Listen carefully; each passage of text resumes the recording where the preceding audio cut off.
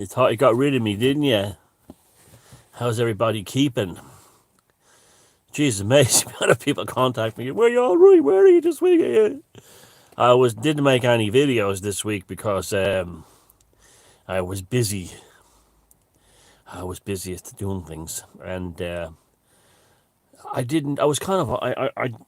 I stayed offline and I stayed away from the world, except just my work and things I had to do. Last week was an awful psychic weather event week. Like, if anyone you know is evil or insane, you would have found it out last week. And your job is, you would have found they were all over the roads and everything. Good God. I didn't really notice anything online, but I wasn't on that much, just the odd thing now and again. But I didn't read any messages or anything, and so I'm not being aloof. I'm not I'm not ignoring people. I'm just having a break, doing other things. There's also a lot of shittiness in the world at the moment, and a lot of shitty people being energized right now. And the best thing to do is just ignore them. Just ignore them. And I was like, I was thinking about what it was like for me. I was like Shiva. I was like, it's not every day that I compare myself to God, but today I will. Like, okay, so it's like, oh, he's comparing himself to Shiva. He's comparing himself to a god. The Christians be going, is Shiva is Satan, is a Satan. No, in the Punas. You see, this is why you keep coming back to me, because I help. I try to provide happiness and wisdom. In the Punas, I'm going to take her back. Which one?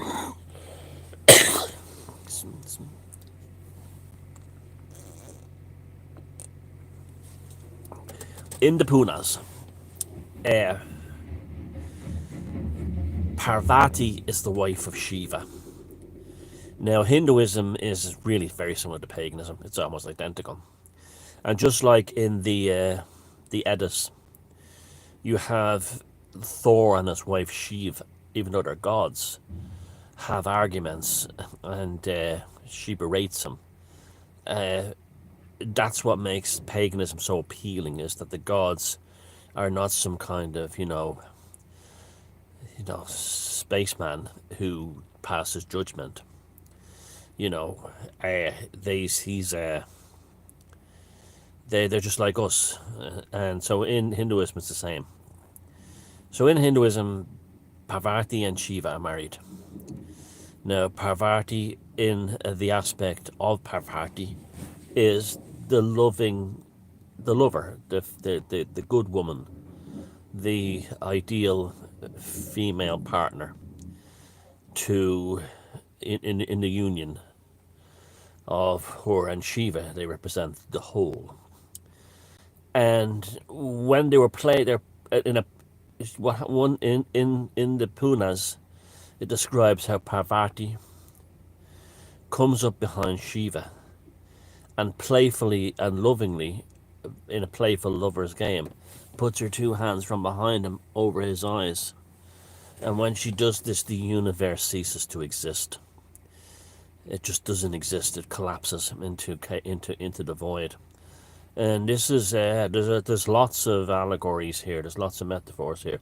One is that we live in the Maya, the illusion, not the simulation of the Gnostics, which is an awful fucking thing. Gnosticism is horrible. Gnosticism believes we live in hell, and the only way out is death. And then the Cathars said a similar thing, but they were a bit better. At least you could escape it. But it's funny. The Gnostics were the first Calvinists, when you think about it. But not the Gnostic version of the simulation is horrible. You're a prisoner in this horrible existence. That comes from the land of barren deserts. That's what that comes, and the neurosis is caused by the want of the environment they're in. But when Shiva eyes are closed and the universe and the cosmos collapses into nothingness, that's the Maya. That's showing us what the double slit experiment showed us all a century ago is that when you are looking at something, it turns into matter. When you turn away, it goes into energy. You're literally creating the universe in front of you, and by how you observe it. So that the second lesson of that is that if you focus on negative things, that's what you get. Now, I don't mean in a new age kind of way. It, if you come along into a pathological or negative situation, such as we have since like April 2020, confrontation is not the answer. Like, I'll give you an example of how that, if your attention is focused upon it, it it anchors you to it. That's the way I'd put it. It anchors you to it, and you're sacrificing some of your charisma. And sometimes, say you hate someone, like, you know me, if someone pisses me off, they just remove that out of my life. You know, if they deliberately did something to hurt me, they're gone. Bang, they're just gone. And often those people that I dismiss from my life become psychotic. Why? Because they were living off my charisma to a certain degree. So then they might start attacking me. If they're decent people, they keep their mouth shut and get on with their lives. But if they start attacking me, it's always the same situation. They fall into negative charisma. I've seen it so many times. To the point, and how do you know it's what it's? How do you know it's so? This is one of the things. A psychic weather thing. You can always tell things by the amount of engagements people get on. Like, if you're a negative charisma, people start to ignore you, and you can. One of the things they ignore you get no likes on social media, and because you don't exist really to them. When you're going, you become like a charismatic black hole. So, and then if you hate someone, like say if I hated you, like you there, you over there, you right, I hate you, right, and I'm thinking about you all day long, and I'm telling everybody, especially when you verbalize it outwardly, what you're doing is you're actually giving that other person your life force. That's why you see people who are like set themselves as political activists, they all rapidly deteriorate and fall apart.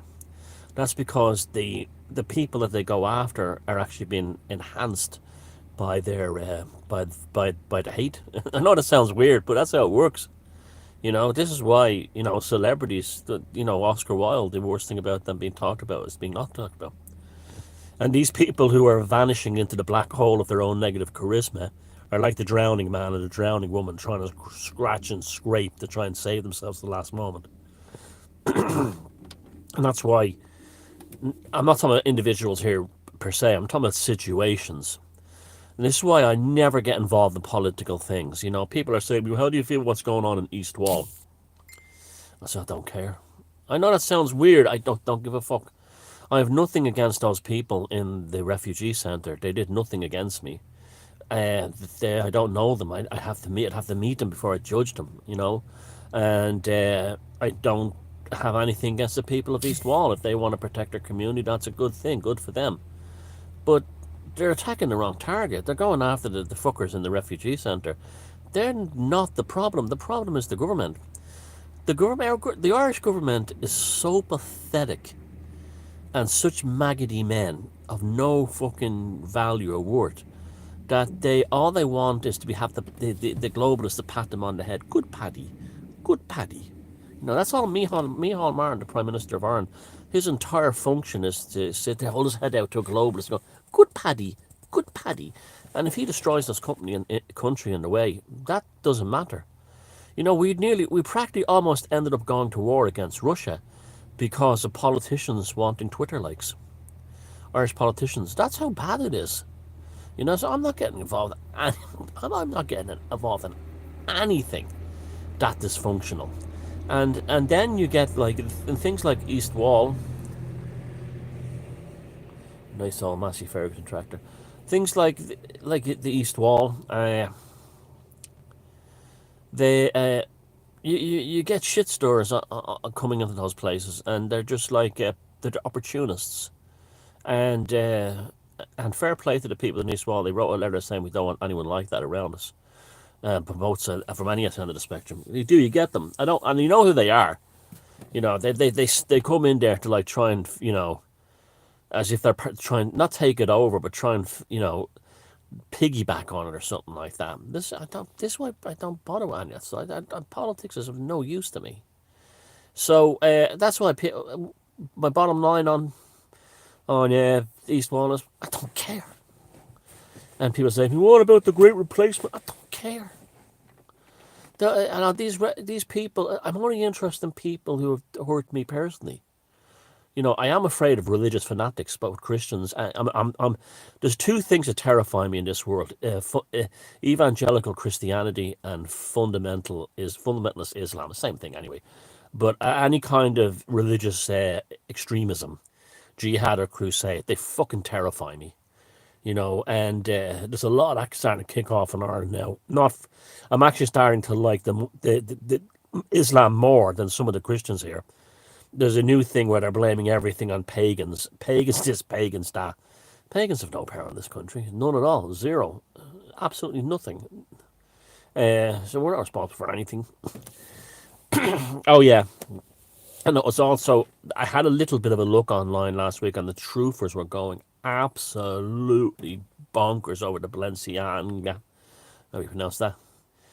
Balenciaga. Naga. Oh, no, I should have said that. Oh, satanic Naga. Nagas are Indian snakes. They're satanics. Yeah, no, Balenciaga. It's fucking disgusting, that ad campaign. They're nonsense. They're kite flying nonsense. That they're just to see what they can get away with, you know, because paedophilia is central to the establishment. And they want getting it legalized as the only objective that the left-wing politics has left now. So that was a kite-flying exercise by the establishment.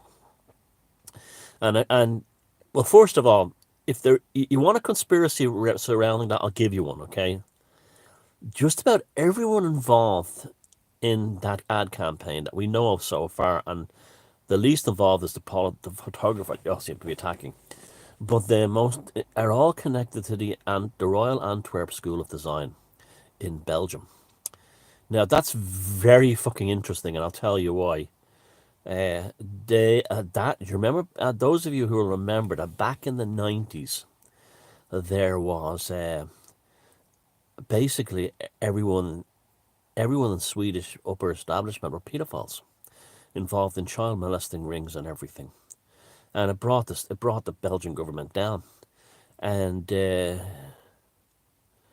was shown that like these child molesters, and these people were so depraved that they hired Gladio to create a false flag terrorist event and had Belgian citizens murdered to take the heat off them when it was really bad. But they're all connected to the Royal College of Design in Antwerp. That's the lead I'm giving you right now. You want to investigate that? Investigate that one. This whole thing of Balenciaga, I was laughing my fucking head off, you know. And if you type it into a search engine, it says Bal is the king or something in Latin. No, it doesn't. Anyone's take a basic Latin lessons to tell you that there's nothing to do with that. Or do what you want. Oh, it's Crowley. Yeah, satanic. They were all out enforcing that. I'm not going online this week. And then they're all fired up, you know. They're all the fucking cannabinoids in their heads and everything, you know. You know, they were like the Wiccans on their, you know, having a breakdown over their ex. We are the witches, our husbands all left us. We are the witches, we're borderlines too. We are the witches, late term abortions. We are the last witches with lemon spell. William Shatner version, that'd be good, like it. We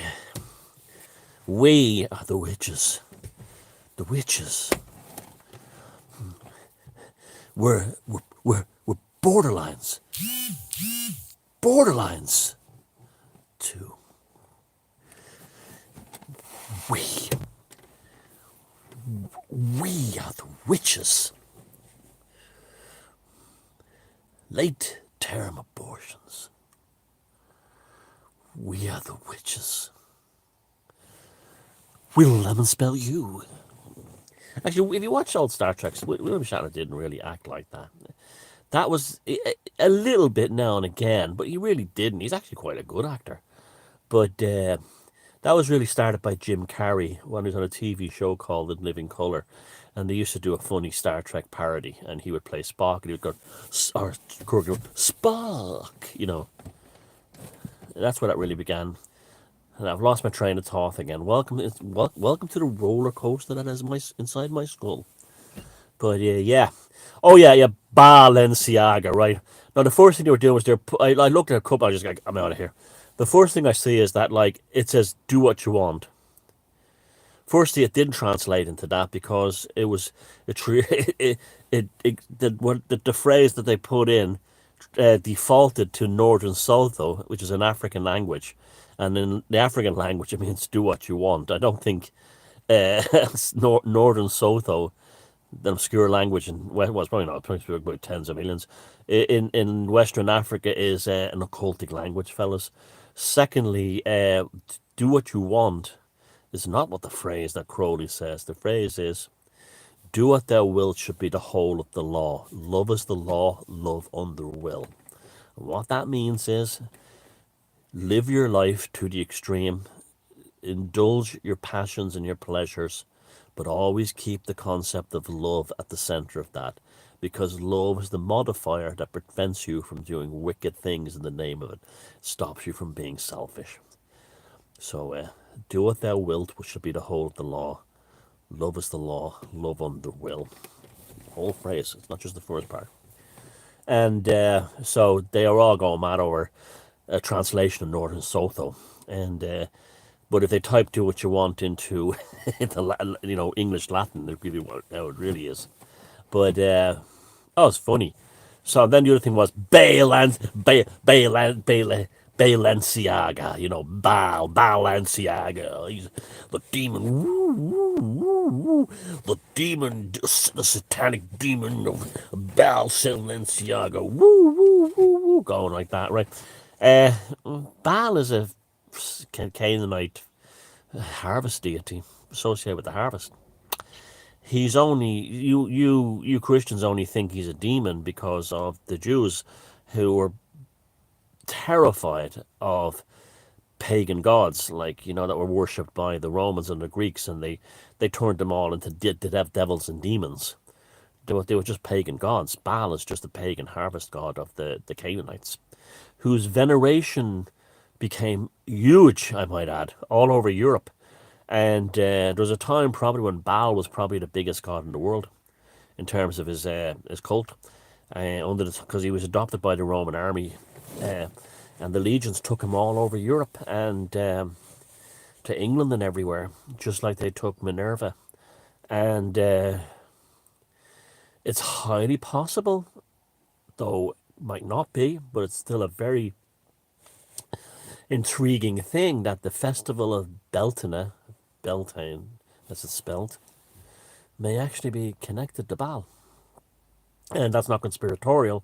We do have real evidence of Baal veneration in Scotland as late as the 1700s.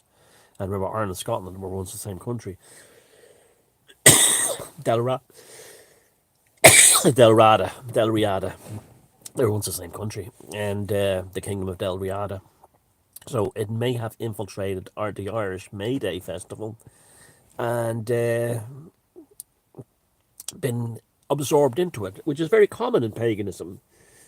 That's why Gaulish and Brittonic pagans venerated Bellissima and Minerva. And Bellissima is the goddess of waterways and springs. And Minerva kind of serves the similar functions in Gaulish and Brittonic lands. And even though she's really Athena and the goddess of strategy, but they kind of fused her into one. Bellissima Minerva. So then again, another tangent I went off on there. Can't say I'm not learning anything. But yeah, so the Baal thing, so that was all over the place.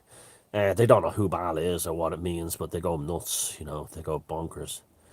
And what they're going bonkers looking for, satanics everywhere, is they're taking the eyes off the prize, that these are just filthy, evil nonsense in positions of power.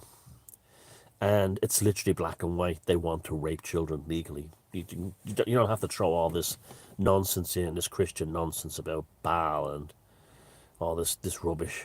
Well, it's really Jewish nonsense. Jewish neuroses. You have to understand, like so much of the stuff in the Talmud and the Torah is neuroses from a slave culture. You see, the Talmud is really a representation of the Jews had been held captive in Babylon, and they went mad, and that's what the Talmud reflects that. And the Torah is a bit softer, but again, like a lot of the prohibitions in the Bible is the first 5 books of the Torah. A lot of the prohibitions in there are neuroses of a captive people. A captive people people in bondage, or people who are persecuted, which the Jews have always been persecuted. They will become very angry towards the dominant culture, and they'll vilify that culture in order to kind of it's the same thing as like it just happens to me. It's fucking driving me, man. I got that. It's one of those tickles. It's just human nature to do that. Like in Ireland, like that's one other reason I stay away from Irish politics. There's still so many of them.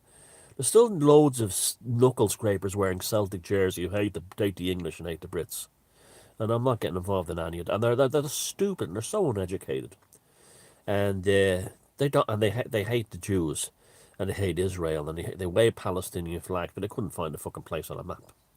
And they just do it because they're followers. They can't think for themselves, and they don't understand the situations anywhere fully. But that's why I don't get involved. I don't know the situation anywhere fully, so I don't get involved. And I'm just other than philosophically observing. I need to get myself some of those lozenges. The coffee's probably the worst thing to ever. And yeah. So it was like that all that week. It was like wild confusion, a lot of evil people around. A lot of evil was on the march last week. But a lot of that evil is a result of this alien cosmic force that arrived on the earth and started to feed.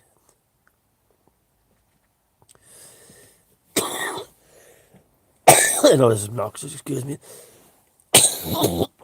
Started to feed. It's probably feeding on me right now. And started to feed.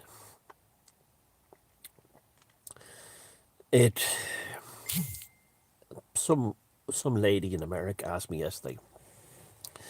She probably was watching David Icke videos, and she said, "Is it related to the Dracos?" And I just had to look up. I didn't know what that meant. But basically, Dracos are one of the the sort of UFO standard alien things. It's nothing like that at all. That's all not real. We've always been led to believe that if there was ever going to be an alien invasion of Earth, they would arrive in flying spaceships. That they would, metallic objects in the skies, this kind of thing. And that way, what's invaded us is an evil force. It's not evil. It's just feeding. It's dumb. It's a dumb cosmic force that we can't comprehend or even understand. It stretches from here to the Andromeda Galaxy, but fits in the space between two atoms. It is beyond our comprehension. But it feeds off this planet somehow, or other planets, and I think it's the same force that the Aztecs sacrificed all those people to the sun god, but they weren't really the sun god. It was a force. And as the Aztec Empire, the Aztec Empire was a fraudulent empire.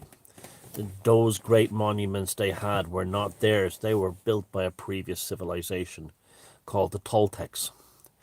And the fraudulent Aztecs who used it had no power and charisma because they didn't create that. And so it started to consume them. And then the Aztec high command, the priest class, in order to save their asses, they renfielded and they started sacrificing people. Well, the same thing's happened today. The same thing has happened today. The priest class, the technocrats of this age, are terrified of their own immortality because they don't have souls, a lot of them. So in order to offset the gods, their own gods, which in this case is climate change, related to the sun again, it's always to the weather, they're sacrificing, they're genociding billions of people on this planet with the needlecraft in the hope of staying alive. But just like the Aztecs high priest, it won't work. But ultimately they're serving a force. Now, we assume that all life in the universe is wrapped around Darwinism or wrapped around evolutionary biology, but there's consciousness that could hang inside plasma. There's consciousness that could hang inside places of dark matter. We don't know. And something happened on this planet that drew this dumb. Have you ever seen a gecko feeding? Its eyes going like this, right? Right? A gecko, right? And then it'll see in the corner of its eye a tiny insect, like a little miniature fly or something, that goes, grabs it with its big long tongue, brings it back. And then, but it's all the time. Its guys are going looking around. So it sees the object, it calculates where it is in its mind, shoots its tongue over, gets the insect and the bug and eats it back. But continues to go. Well, imagine an energy force that was like that, that preyed upon human suffering in general, on catastrophism, on catastrophe. And it had a vested interest in planets colliding, stars exploding. This is its energy force, the chaotic discharge. And say it was just there doing its incomprehensible cosmic dumb predator thing. And then a blink happened on the other side of the universe and it caught its attention. And it reached its tongue over, metaphorically. It's proboscis or whatever, towards this blink, which was the planet Earth. Now, I've been trying to figure out what that blink was. I think the primary suspect is two things that drew its attention. The first one is 9/11, because the whole planet was watching 9/11, and there was a massive release of psychic energy watching 9/11 live on TV. That may have been enough to draw its attention. Second to that, it's an interesting one because it kind of connects the Aztecs in. Do you remember that 2012 nonsense when all the New Agers had fired everyone up thinking the end of the world or something's going to happen in 2012? And I covered it. I learned everything I knew about the psychic weather from the 2012 event, the lead up to it. That there were people who wanted it to kind of happen. And they were energized by it. And we've seen these people again with the Rona and the lockdowns. They were energized by it, by the sort of like destruction gnosis. And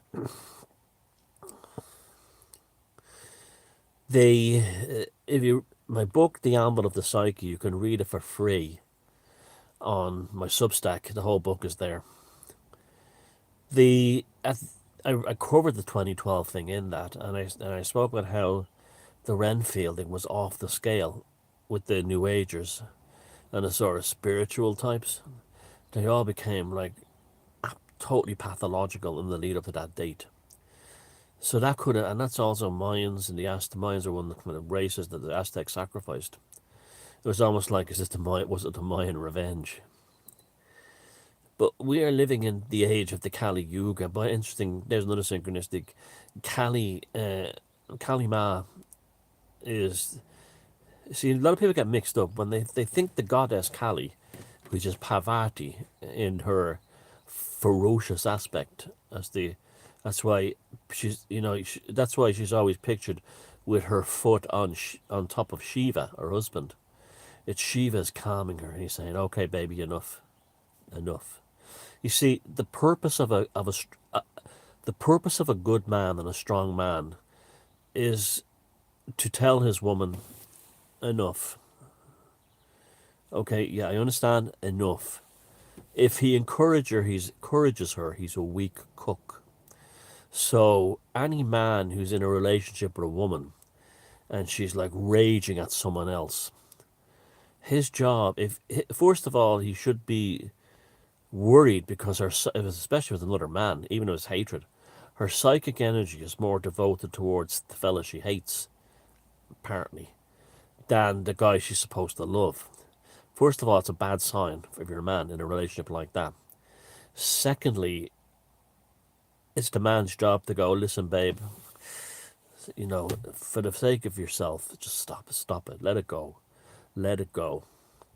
Because women have this thing where they find it very difficult. Some women, especially dysfunctional and insecure women, have this issue where they can't shut it off. The purpose of a good man, that's why all these borderlines are, there's all these borderlines in Wicca and stuff like that. There's no good man around to say, "It's okay, babe, just let it relax." And that's what Shiva under Kali Ma's foot represents. If your man is perfectly okay with you raging against some other guy constantly and for a long time, she's not your woman. It's as simple as that. But and she never will be. And but before that stage gets there, a man's job is to, in the very early days, a caring, loving man will go, "Yeah, babe, stop it. It's not good. It's not healthy." If he encourages it or is part of it, he's a cook and he's actually destroying her. And that's like a Fred, and that's like a Maura Hindley and Ian Brady type thing on the micro level. Fred and Rosemary West. There's no Shiva under the females, the dark female foot to stop her and say, "Okay, enough, Kali, go back to Parvati." And it takes a strong man to do that as well. So, ladies, if you're with a fella and he says, no, you listen, relax, just calm down, listen to what you're saying," you got a good man. But if he's the type that goes like, "Oh, let's go after this guy," and he goes, "Yes, yes, my dear," that's a cook. So, yeah. So, anyway, where was I? Oh, yeah, Cat. See, a lot of people think that Kali, the mother goddess, is the Kali Yuga. It's not. I know it's confusing. That's Kali Ma. There's another Kali spelled. It's usually spelled with two Khaali, and it's a demon. It's a demon that's that causes chaos in this during this battle. So it's not Kali Ma. It's not that Kali. It's not the Kali the goddess. It's a Kali demon, and we're in that period now. But anyway, so this cosmic thing in space saw us and stuck its tongue over, and it fed off us. See, it infects. When you have weak leadership, they're easily infected by this cosmic force. And we have terrible leadership in the world. Terrible. I mean, it's not just Ireland. Look at England. Look at the UK. Look at America. Oh my God, France, Canada. I mean, you had Trudeau there last week talking about how the rights of the Chinese protesters against the COVID restrictions must be respected. That's a psychopath. Trudeau absolutely proved he was a psychopath then. No ability to self-reference. The Trudeau, the Castro, or else it's hereditary syphilis from his mother being such a whore that's just been passed on to him. But the Trudeau who seized the bank accounts of the truck drivers in Ottawa and people who supported them, and it's not the same Trudeau that's now telling the Chinese they're very bad for doing the same. That's a new personality in town, and It's not association, it's the character that they invent. The psychopaths invent a character, and that's this new character. A borderline woman, if she's all over a guy, if she's obsessed with a guy, and that guy is he's into right wing politics, she'll be into all the right wing politics stuff with him too, right? But say that he leaves her and dumps her, and she goes into that borderline psycho rage, she'll start going into left wing politics just because it's the opposite of what he was into. You know, that kind of thing. So the borderline mind and the psychopath mind are very similar that way. Although the borderlines don't they can't control their emotions, where the psychopath doesn't have any. You know, so except but you can reason with a psychopath, you can't reason with a borderline. But anyway, you can reason with them by, putting a gun to their head. That's what I mean by it. But that's Trudeau. Trudeau's a psychopath. He just proved it with that. People say the hypocrisy, the double standards. Oh, boys and girls, is much more than that. He doesn't give a fuck. It's just business. Well, he does what he thinks will get him votes. If the truck drivers had used universal support all over Canada, he'd be down there. The truck stops the truck in front of the trucks with them. We have terrible leadership in all our countries. It's atrociously bad. Now, because they're weak men and women, they're easily infected by this cosmic force. And I know you're sitting there thinking, this guy Sheridan, what the fuck is he on about? Like an alien cosmic force. Oh, it's true. It's true. You don't have to believe me. I don't give a fuck. But nothing else explains what happened since early 2020. Nothing else explains it. You can go through all the you can go to everything. But it's like this energy force out there in wherever, beyond the void, beyond the abyss, noticed this planet and has infected it, and it's gone now. I don't feel that energy force here anymore. But what we're left with is the sort of like the golems. We're living. It's like if you had a bad relationship, you'd live with the effects for years afterwards, even though the person is gone. Even though the person is gone, you still live with the effects for years. Well, we're living with the effects that's left over. And it's what happens in these situations is when there's an existential threat perceived, or which there was. The COVID threat was to these fuckers in power wasn't the COVID, it was the fear of losing control. And that's why they locked us all down and everything, and took away our civil rights, and started using words like build back better and new normal. That was exactly like the Aztec priests cutting out hearts on top of the Pyramid of the Sun. Exactly the same. So, but you see clarity. You see mediocrity is, if we had a strong leadership on Earth, and by that I mean people with integrity, that would say, no, fuck this, I'm not shutting down a country until I have more information about this pandemic thing. But in the meantime, just in case, let's lock away, let's quarantine the elderly and give them very good care, and people who are suffering from HIV, diabetes, who have respiratory viruses and illnesses, have cancer. Let's look after them. But we're not shutting, until we have more information, we're not shutting down and what do they have this working at this? That's why a woman laughed at the EU when she says, well, no, we didn't. We were working at the speed of science.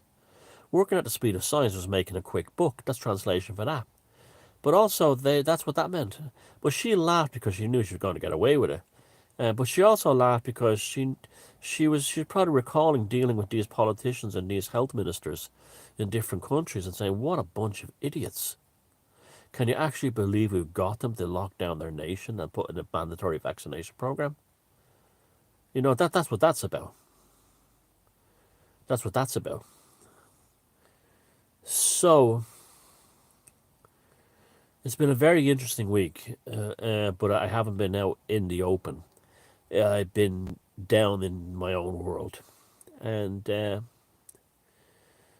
it's been a good place to be. So remember that when the world becomes too confusing and it becomes a psychic wildfire, the Parvati inside of you should lovingly cover your own eyes to block it all out. Okay? Sanguine noses. Absolutely love you all, and have a great weekend.